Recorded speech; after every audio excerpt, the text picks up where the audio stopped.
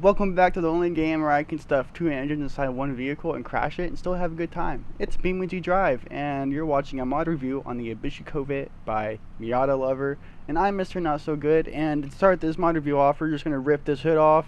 I'm gonna do it really fast because no one has attention span nowadays. And so before you click off, okay, there's the engine. It has two engines. There's the back one. Let's go. Promise being made. I won't make y'all watch more than 10 minutes, so please don't click off.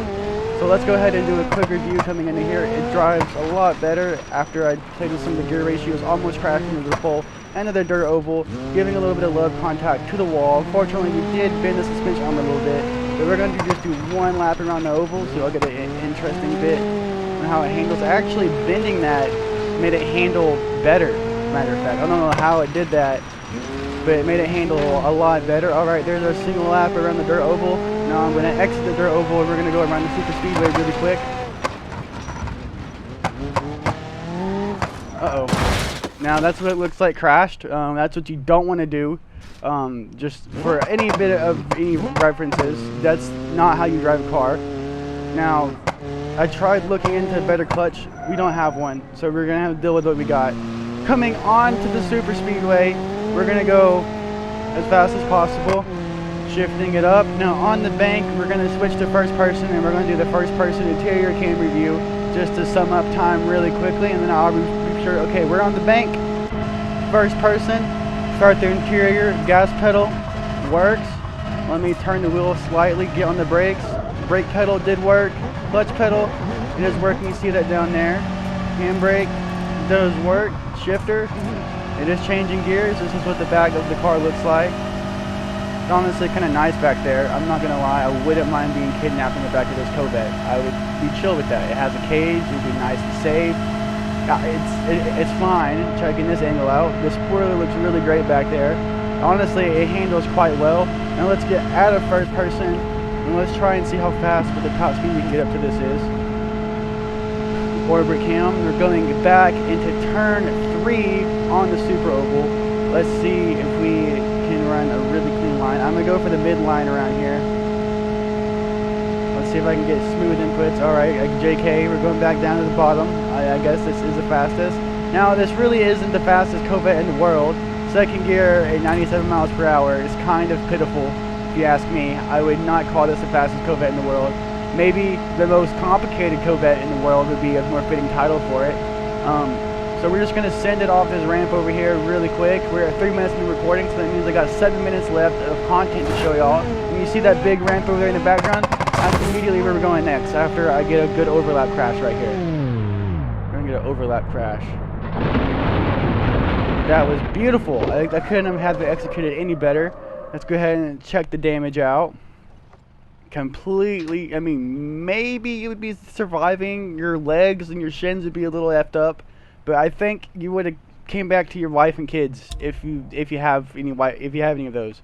So, all right, now we're going to go push F8, and I'm gonna cut to the part where we're at the really cool speed ramp. Reasons to subscribe to my channel. I'm trying to make my content always better. I listen to the comments. I have a great sense of humor, you know. I think it's pretty great. And the fourth reason is I'm broke as fuck. Please help, and that's why you should subscribe. Coming up to the top of the mountain right here, or the top of the road. Spawn the vehicle here. Go ahead and fix it up. Now, in order to not have the clutch slip to high hell, I'm actually gonna stop. Stop. Okay, now we reset, and now the clutch should not slip if we just use gravity. Thankfully, we finally took off without slipping the clutch. Now we're gonna go really fast. We got a decent amount of speed. We're finally letting this car stretch its legs. The speed it's always dreamt of getting to, but the builder of this car was too complicated, so it's never going to work as good as it was ever intended. So it's finally getting the speed it's achieved. We couldn't have really done much landing there. That was all the speed we could have. I could spend an extra 10 minutes perfecting the gear ratios like the mod creator didn't do to make this a lot more enjoyable. but I don't really want to do that, to be honest, and I don't think that it would get any views, so we're just going to crash it, and that's just going to be the end of this video. We're going to go off the really, really big ramp over here. Really big ramp, flying to the sky. Can we do a flip? We're not doing a flip. This is not happening. Alright, I guess I'll tune some of the gear ratios real quick, and then I'll do one drag racing of the gear ratios actually properly done up, so we can get a good representation of what this mod could have been if it was done correctly.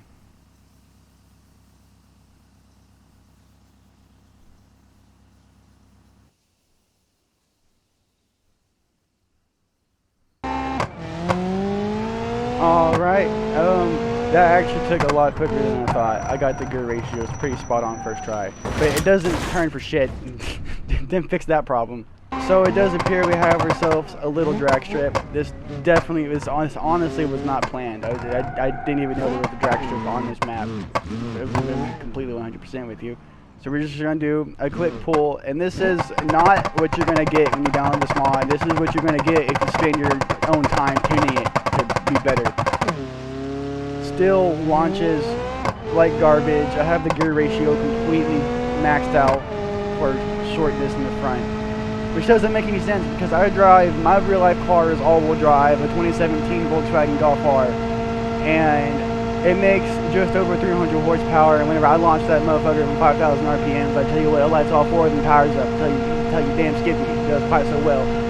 This is the max speed I guess we're gonna get. What happens if I go to third?